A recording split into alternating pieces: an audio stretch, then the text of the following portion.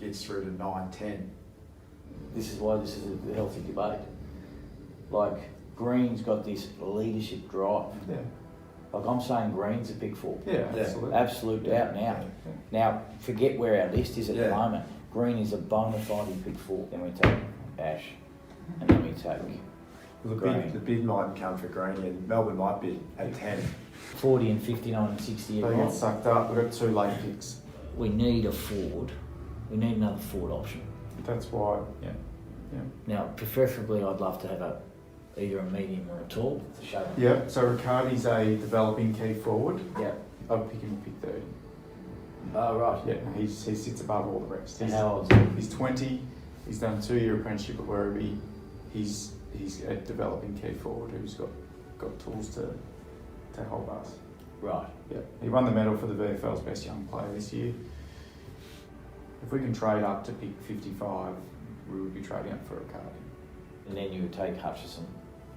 I like the old-fashioned Hutchison, tough, hard, Difo. speed, agility. No, those sort of guys, if they're rough and hard, they find a way to play a full game. And then it's Sheridan, Sproul and Stein on Friday as rookies, and we're done. Tonight will be relatively easy unless the curveball's thrown. If the curveball's thrown, then we know what we're doing. We'll just talk a bit about the strategy for tonight. So I think everyone's got a fair handle on where we sit with everything. The start of the trade period, the idea was trade up, get a pick above where the green bid is going to come. I think at the time we all had a fair idea that it was going to come pretty high, and we were sort of thinking 3, 4, 5, 6 in that range. So we've obviously been able to get up through Jace's good work to pick 4. And now we sit here and all the talk from everyone in the industry is the bid's not going to come till pick 10. So I think it's a great result. It doesn't change our sort of strategy for the night, given we're going to go into a deficit either way. But I think the fact that we're going to go up, get a player, and then match the bid for Tom is obviously really, really positive. I think as time's gone on, now that we've got up to pick 4, it's probably become clearer for most of us that the player we want to target at pick 4 is Lachie Ash. Given what we've seen of him all year, given the work we've done on his character and his drive and determination, and I suppose what we think he'll add to our back line.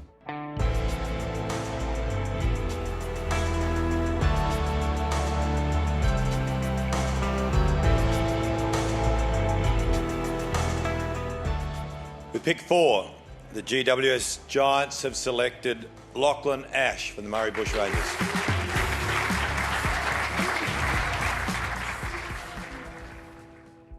With pick 10, the GWS Giants have matched Carlton's bid for Tom Green from Eastlake Demons. Tom was always one that, was a bit of an unknown as to where the bid was going to come. Our strategy was always try and get above the bid as high as we could. So we got to 4 and we felt pretty comfortable that he wasn't going to get bid by 4. So as soon as we had an idea that, we were going to get to 4 and it was going to be a live pick, we really targeted Lachie Ash for that pick. We just thought that his ability to run and carry, his production levels over the past 3 years for Vic Country and the Murray Bush Rangers were high. He helps us in a position that, perhaps with some outgoings in the next couple of years with Shaw and Reid, we feel like, there might be an opening there for him. And I suppose just his drive and want to improve was the other thing that ticked him over the edge for us.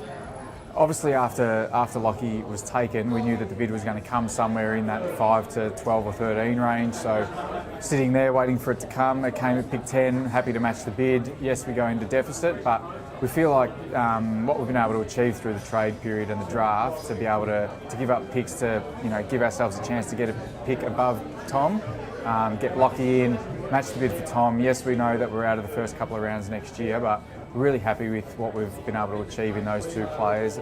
Tom is just a fantastic midfielder.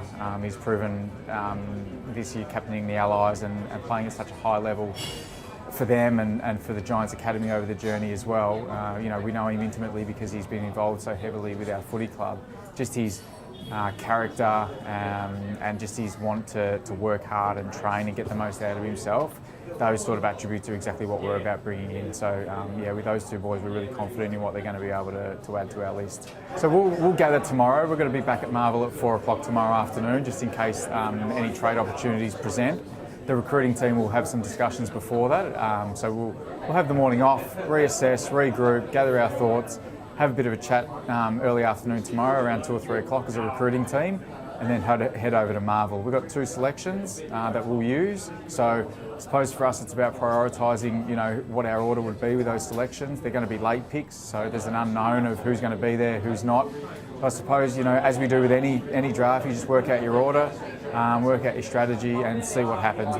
We are open to, potentially, trading back into the draft. There are some restrictions around that and how high we might be able to get, and it is dependent on whether the players we like are still available. If the ones that we want to target are not available and there's no use us trading back in, then we're happy to just sit with what we've got. But I think, we're just keeping an open mind to what we could be able to achieve tomorrow, with a couple of meetings in the afternoon to determine our plans. With pick 51, GWS Giants have selected Jake Riccardi from Werribee Football Club.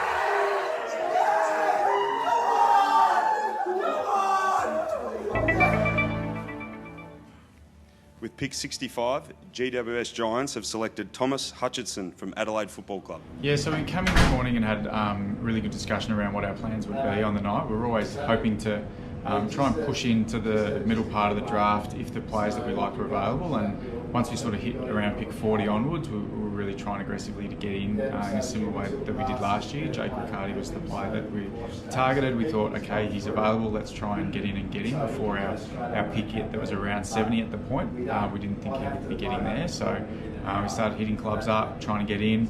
Eventually we got a bite with Collingwood, pick 51, and they were happy to do that deal, and we were just wrapped to sneak in and get Jake.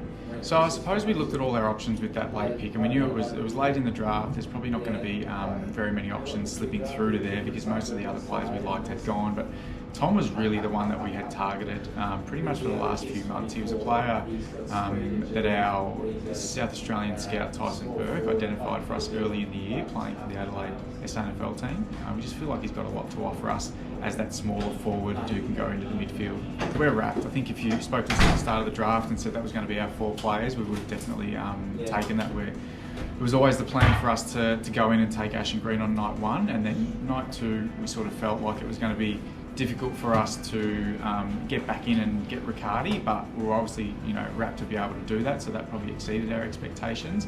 We always had confidence that Hutchinson was going to be there with our last pick, but I suppose you never know what other clubs are going to do, and we didn't know if anything else was going to slip through either. But as a whole, we feel like we addressed needs. We brought in players who might help us in the short term, but they're definitely going to help us in the long term, and I think that's the priority always as a recruiting team.